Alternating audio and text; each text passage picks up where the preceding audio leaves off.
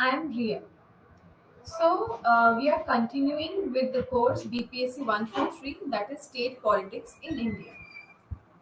Today we will be learning about two different topics. The one is Unit 8, that is migration. We will be learning about what is migration and how it is impacting our country.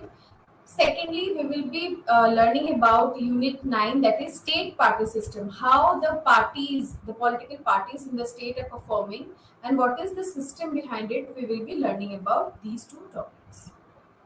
So, let's begin with Unit 8, that is migration.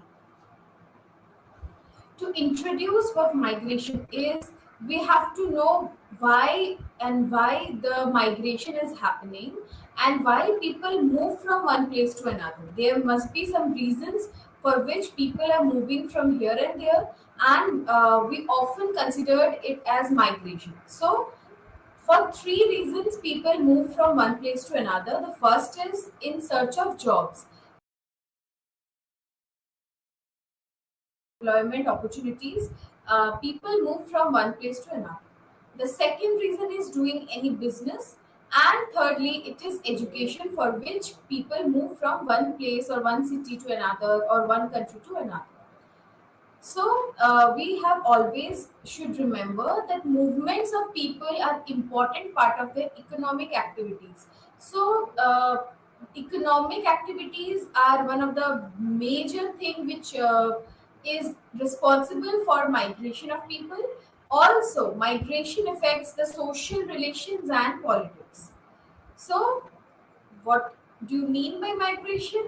Movement from one place to another is considered as migration, and migration is the indicator of levels of development in a country. So, it helps knowing people how the development is going on in a particular country. So, migration can also lead to conflict between the migrants from another region and people who are not migrants in that place. So, when people come from different place and settle down in a particular area, there might arise a conflict where there will be a clash or like a thing which people will not be able to situate themselves in a new place, and also there is a problem where the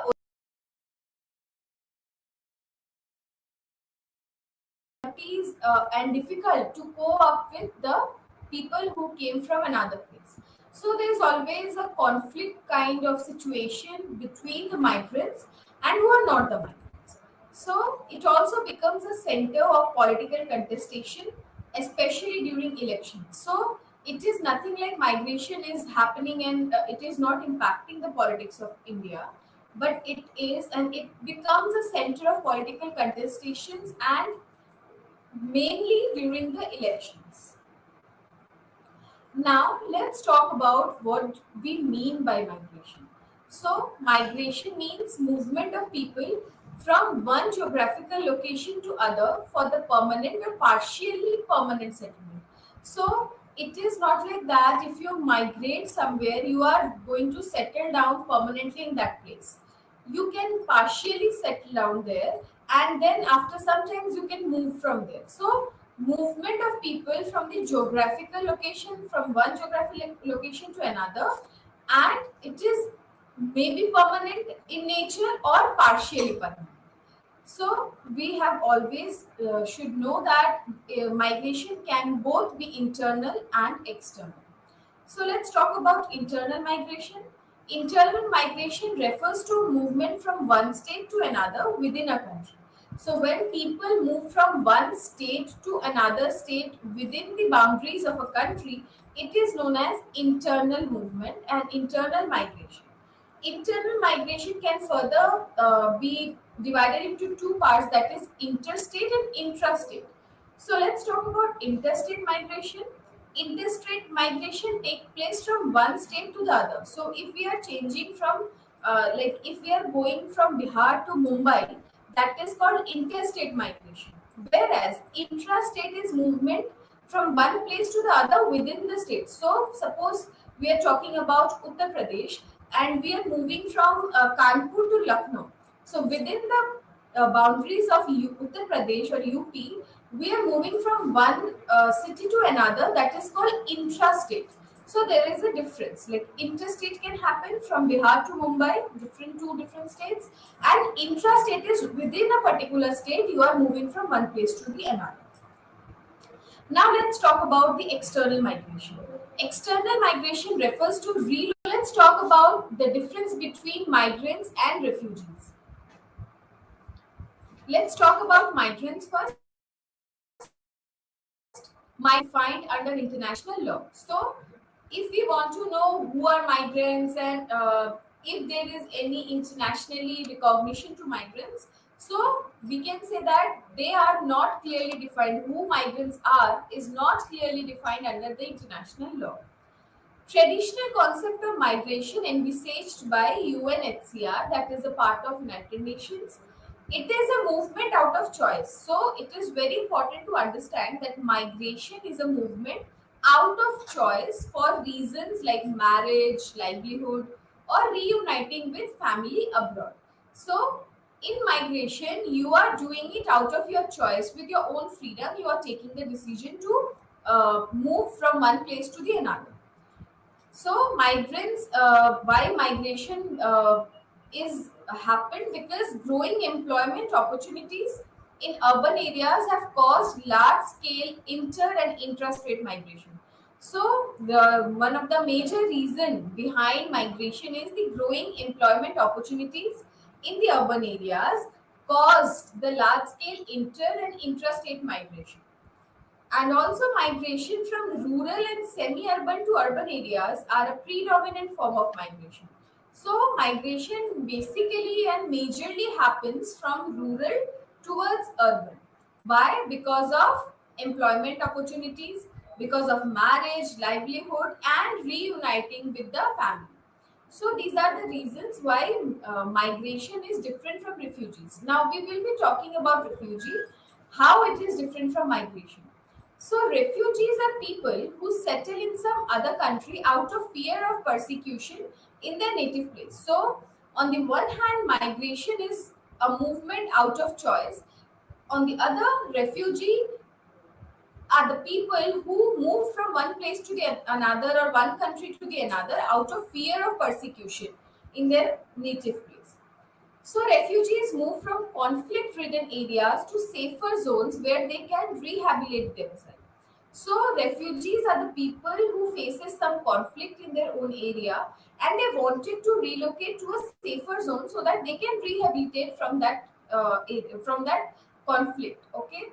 So, the cause of movement here is escapism from the conflict zones.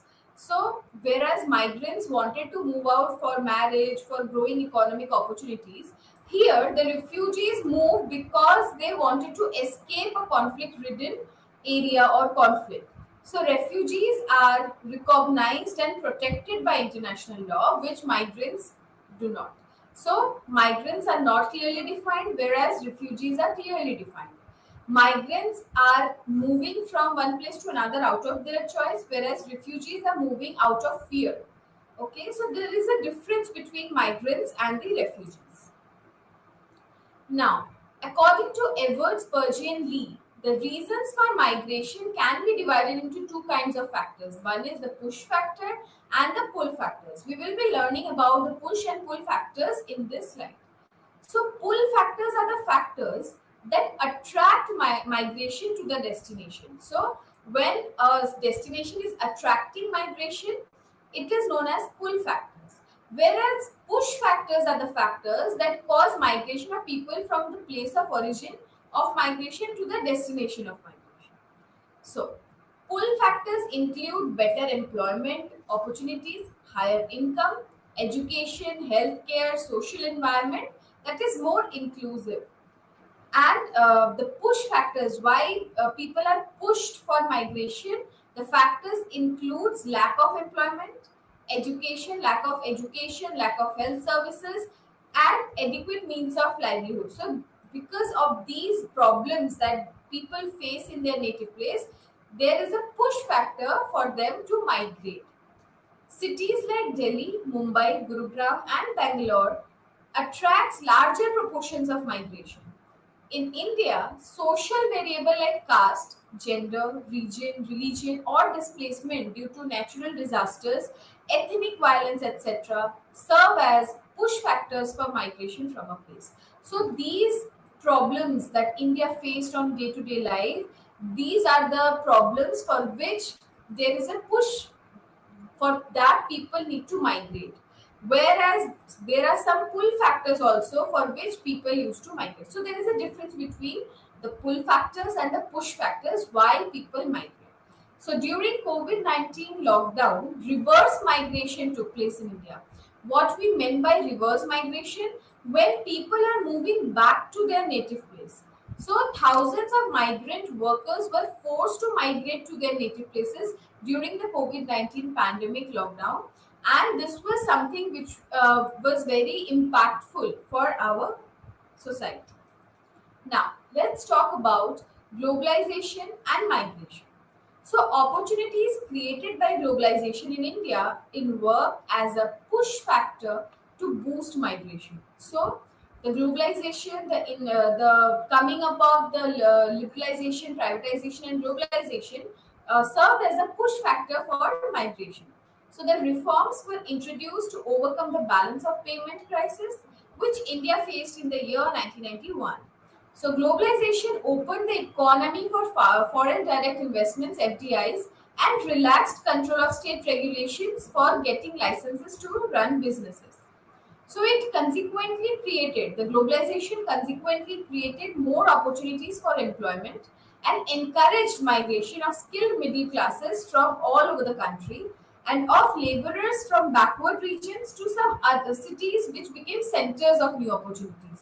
So in globalization, there are many opportunities which came in front of the people and that become more opportunities, and now because of employment facilities and employment chances in those areas, people started following, people started moving to that place. So we can say that globalization also encouraged international migration. So, how to know about that? Let's talk about the Silicon Valley in USA's example. So, the opening opportunities in Silicon Valley in USA and several other Western countries, they resulted in international migration of several Indians for jobs and education. So, because of the opportunities that is given by the USA's Silicon Valley for the computer engineers and IT professionals, it resulted in international migration of Indians towards the USA for jobs and educations. So, with the growth of the service industry, migration is both skilled and semi-skilled rose to a significant extent.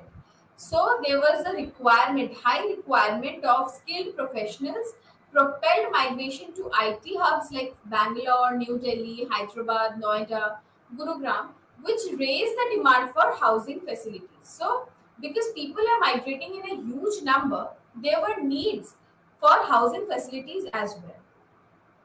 So the infrastructure development under public-private joint ventures has also created a special wave of migration in this sector. Global capitalism has created a new working class that migrates from rural and semi-urban regions in search of better livelihood. Sorry. So let's talk about the risk and uncertainties of globalization and migration. So with every good thing, we can also see that there are some negative points as well. So this migration, globalization has also negative points, also drawbacks, which we should understand. So, according to Standing's theory of global precarity, migrant workers face various types of distress which can be labeled as 4 A's. So, the migrants, because of globalization, when they migrated from one place to another, there are some types of distresses from which they go through every day. So, these are labeled as 4 A's. So, the first A is anger issues, anger. The second is anomie. Third is anxiety and alienation.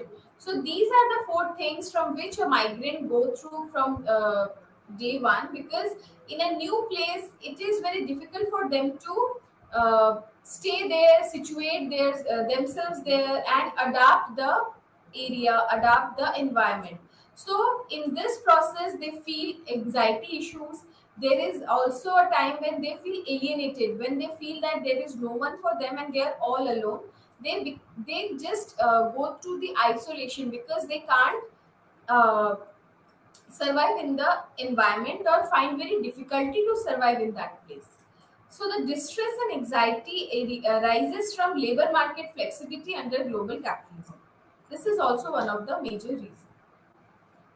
So let's talk about what are the various insecurities that labor market offers.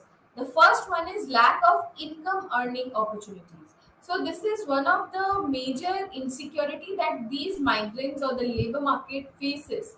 So lack of income earning opportunity, job insecurity, that is vulnerability to hiring and firing. So because there are so many numbers of people applying for a particular post and very less employment opportunities, so there is a job insecurity. People are not secured with their jobs and they can be hired and fired at any point of time. The third is the lack of upward mobility. There is a difficulty to raise their position from one to another. So there is also a lack of upward mobility in these areas. Next is work insecurities like hazardous working conditions. So this is one of the very important reason why people feel anxiety and alienation, because there is hazardous working conditions and time limits are so much that they feel alienated from the other world, the society. Long working hours causing fatigue. As I told you, there is a very long hours for that a servant or a worker or a labor is working, and that is taking a toll on their health. Next is absence of opportunity for training and skill development. That is very much visible in our labor market. Also, income insecurity and political representation. So these are some risks and uncertainties which comes with globalization and migration.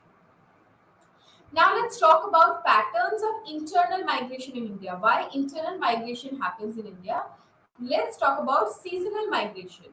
We will be learning what seasonal migration is. So the seasonal migration take place in specific season in a year. So because India is a basically a agricultural country, so here in every season crops grows, and for that we need, or the people need, migrants, workers who can work on their fields. So seasonal migration takes place in specific seasons in a year. During these periods, labor is needed to sow and harvest crops in the areas of destination of migration. Seasonal migrants migrate for employment during the specific seasons and return to their respective homes once the seasonal work is over. So, in the season when there is the work of sowing and harvesting the crops, they migrate, and after completing the work of that season and when the crop grows, they come back to their own native place. Again, they migrate in the next season and return home after completing the season's work. So season wise they used to migrate and then come back to their place. Season migration continues in a circular way. So as agricultural activities are concerned in our country, so it is like moving or continuing in a circular way, and so the seasonal migration continues in a circular way. Seasonal migration has been documented as a major form of labor mobility in India. So it is very important to note that seasonal migration is considered to be a very major form of labor mobility in the territories of India.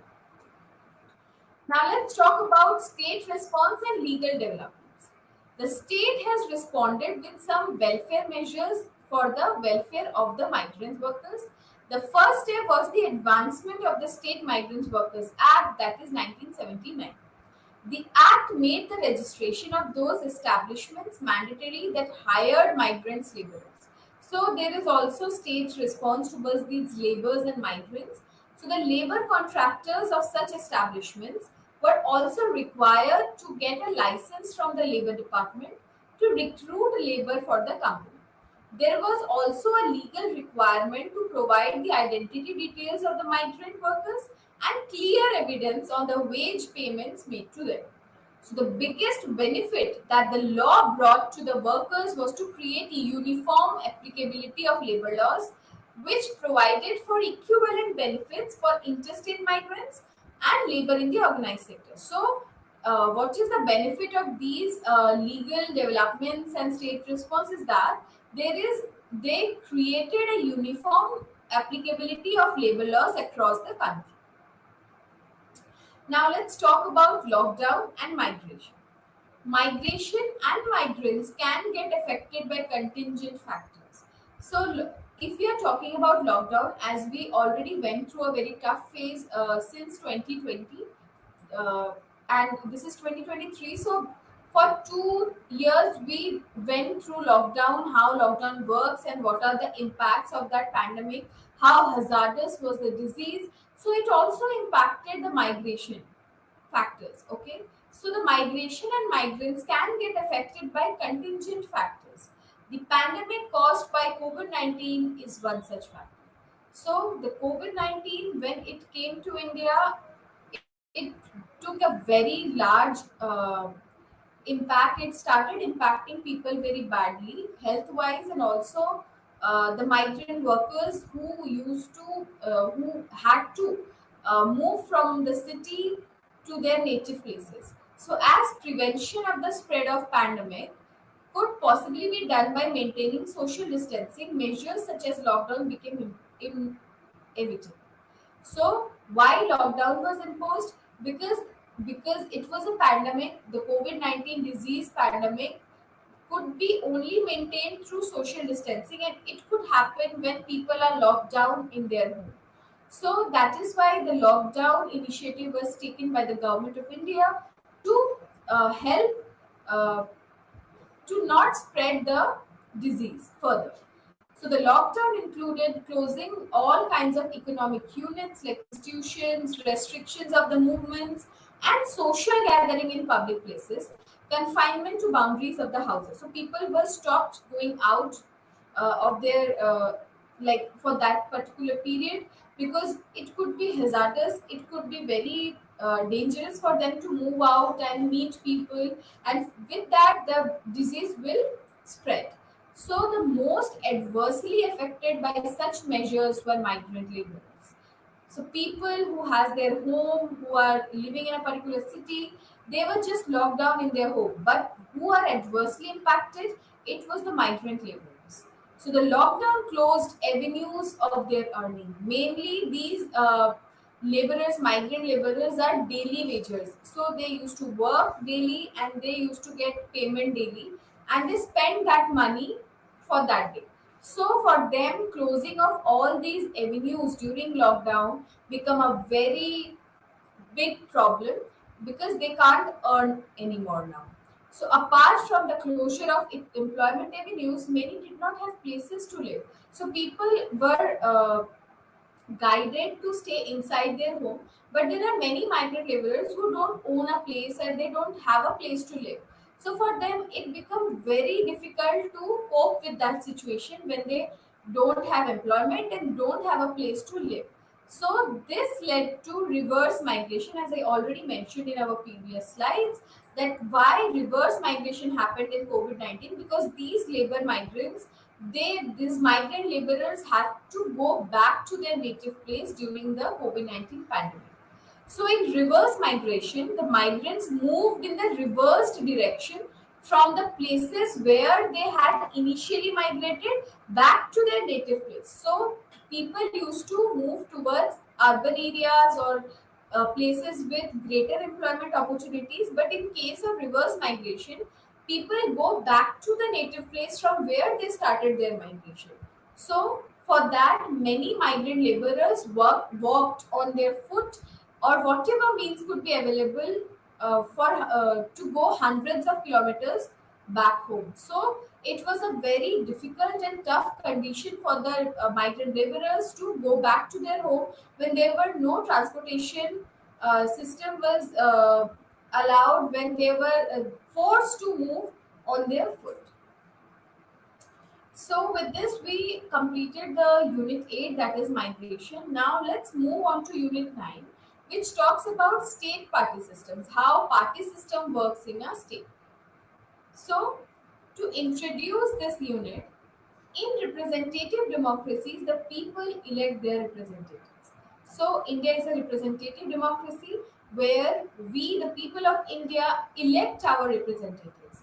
So, it is the representatives who frame laws on our behalf and form a part of the executive. So, the people whom we elect for representation, for our representation in the government, they frame laws for us and become the part of the executive. So it is mainly political parties that field candidates in elections to represent people in the legislative bodies. So candidates whom we elect basically belongs to a particular political party. So since elections are essential in a democracy, political parties become crucial. So because elections are essential in a democracy, we need to elect people. So these candidates belong to some parties. So the political parties become crucial. The political parties generally perform the role of interest aggregation and interest articulation by forming and running the government. Thus, in a representative democracy, the political parties put forward candidates and campaign actively to support their candidates. So, what these political parties do in a election time or in a democracy, they put forward their candidates and campaign actively and support their candidates. So, political parties and their candidates who get elected to legislative bodies represent the demands and aspirations of the people. So, whoever is elected, it is believed that that person of that party is fulfilling the demand of the aspirations of the entire country.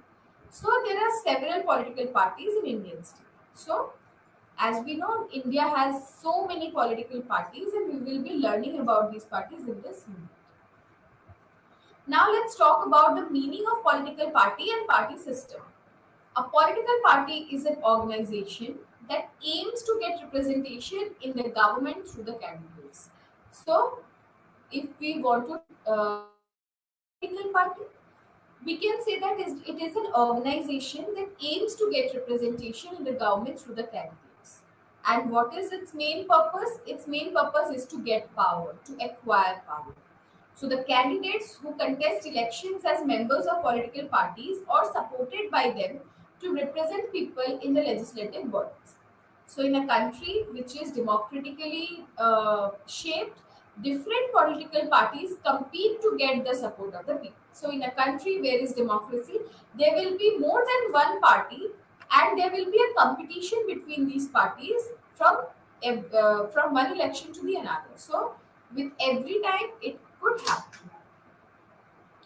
So let's talk about what Squads and Lawson says. So according to Squads and Lawson, a political party is an organization that nominates candidates to stand for election in its name and seeks to place representatives in the government.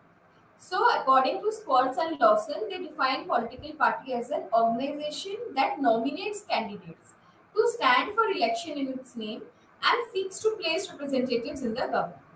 So, the party system denotes the number of political parties in our country. So in India, let's talk about the states, the party system, and the states during the era of Congress dominance. So in India, the party system till the late 1970s was known by the dominance of a single party, that is the Congress. So Rajni Kothari termed this period, that is from 1950s to 1960s, as an era of Congress dominance or Congress dominated system, or simply we can call it as Congress system.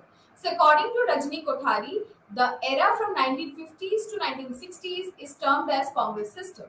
In most states, like at all India level, single party system had existed. By the late 1960s, the era of Congress dominance in the Indian party system ended. And we will be learning about these things, why the era of Congress dominance ended and what happened in our electoral politics in the country which impacted Congress badly. So this was reflected in the formation of governments led by a coalition of the non-Congress parties. So it was the dominance of Congress in the 1950s and 1960s, but by the end of 1960s decade, we can see there is a coalition of non-Congress parties which were growing and came into existence, which challenged Congress dominance. So let's the party system in the states during the era of Congress dominance, and what are the factors that caused the decline of the Congress. So the first one is factionalism with the Congress in the states. So there were many factions which arose in this time period within the Congress, which is one of the major reasons for its weakness. The second is resentment among the people against the party for several reasons. So people were very angry with Congress party for a few reasons. The first is the food crisis caused by famine and drought. So during that period of time in the 1960s, India faced very bad and very dangerous food crisis. Which and the reason behind that food crisis was the famine and the drought, which impacted the agricultural production very badly. Another thing is regional disparity. Also, the language conflict in South India was very prevalent at that point of time, which also shaken the Congress. The non-Congress parties such as SSP, PSP, CPI, Janasangha, RPI mobilized people against the failure of the Congress to meet the aspiration of people. So another reason that was very impactful for the decline of the Congress was the rise of the regional parties and leaders at that point of time. So now let's talk about the party system in the states during the decade of 1970s and 1980s, and we will be talking about the broad features. So after 1967 elections, there emerged a bi-party or multi-party system in India. Initially, it was single party dominance, that is Congress party, but with the election of 1967, we can see there is the emergence of bi-party and multi-party system. So the poor performance of the Congress in the 1967 election was the result of resentment of people against the Congress in different states, and we learnt about the reasons behind this resentment among people in the previous slide. So the major features of the party system in India during this 1970s and 1980s were marked broadly by prevalence of the two-party system. So there was an emergence of two-party system. In this two-party system, two parties were influential than the other parties. So it doesn't mean that in a two-party system, no other party exists apart from the two. But in a two-party system or a bi-party system, two parties are more influential than the other parties. So that is why the system is known as two-party system. So the parties other than the two major and influential parties enjoyed marginal positions, and that is why they were nowhere around the big two parties. So while the Congress had originated in the national movement, its rival parties in the states were born out of the decline of the Congress since late 1960s and represented the aspirations of people in different states. So they symbolized regional aspirations and generally founded and led by regional level leaders. So the rise of the regional parties were symbolized by the aspirations of the people of that particular region, and generally these parties were founded by the regional level leaders at the particular state. So there are examples of the two-party systems from various states that existed during the 1970s and 1980s. In Uttar Pradesh, Charan Singh founded a regional party in 1969 known as the Bharatiya Kranti Dal, BKD. So it has its principal support base among the farming communities such as Jats, Yadavs and Kirmis in the regions of UP. And these communities had benefited from the land reforms in the entire UP and from the Green Revolution in the western part of Uttar Pradesh. So during 1977 and 1980, the Janata Party became the main political party in India, relegating the Congress to the marginal position. So in the year 1977-1980, Janata Party became very prominent and was competing with Congress, and the emergence of Janata Party was also a result of the emergency that was imposed by the Indira Gandhi government. So the Janata Party was formed because of the merger of some parties that had opposed the Congress party, especially after the imposition of emergency from June 1975 till March 1977. So because of the emergence of the emergency period or the imposition of emergency, many non-Congress parties, they merged together and formed a holistic party that was known as the Janata Party. So the parties which were merged to form the Janata Party included Janasangha, Bharatiya Lok Dal, the Congress O, and Congress for Democracy Party. So these were the parties which merged together and created Janata Party. However, Janata Party did not survive for long. So this was the first experience of a coalition government, and Janata Party did not survive for long.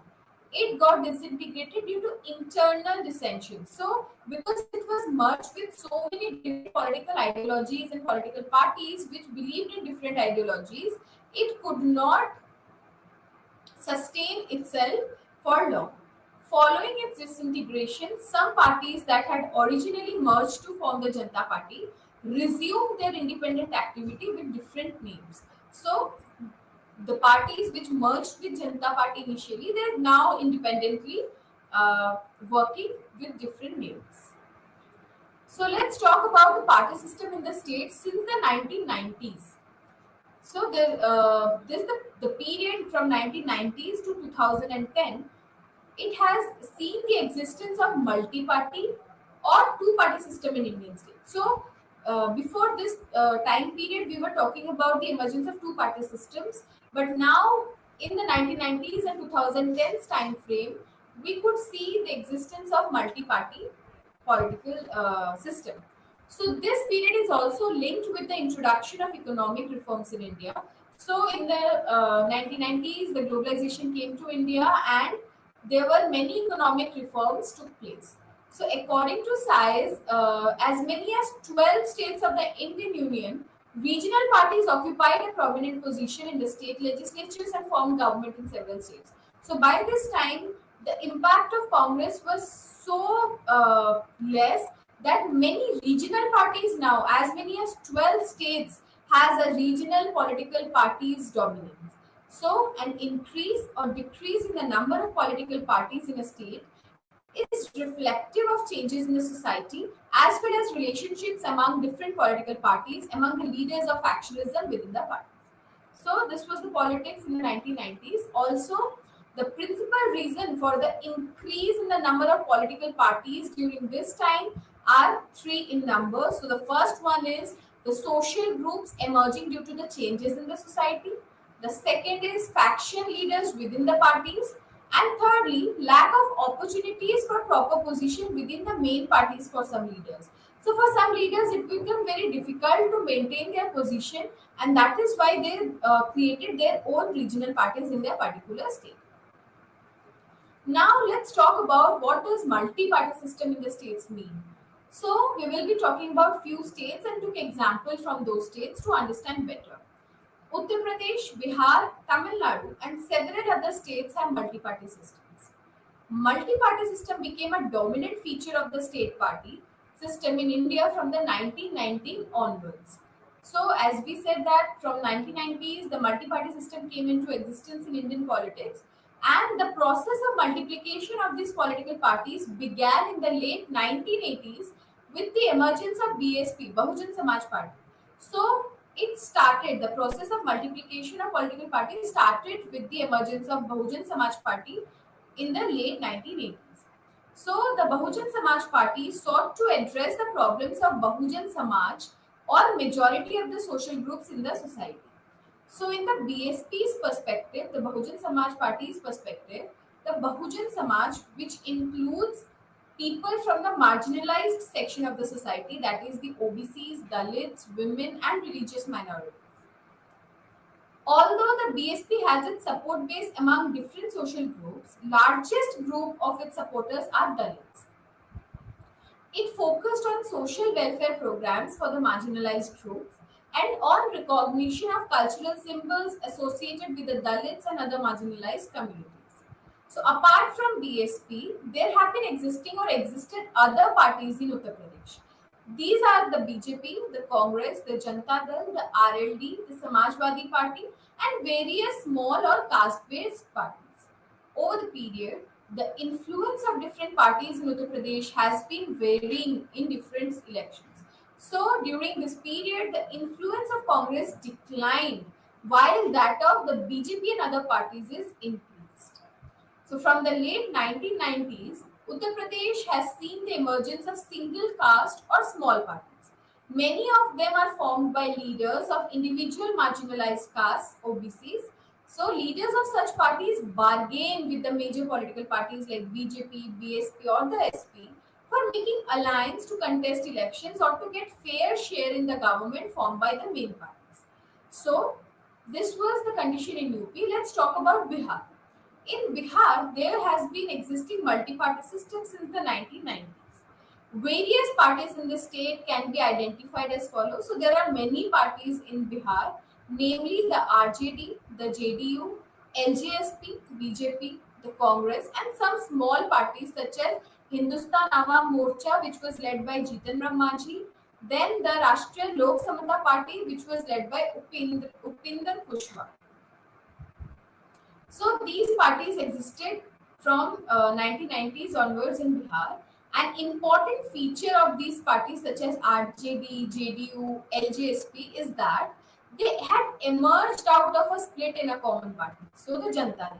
So initially they were part of Janata Dal, but because of some splits and some misunderstandings or some issues within the parties, they now created their own separate political parties. Also, although these parties got support from different social and economic sections, each of this had stronger support base among the caste to which their leaders belong.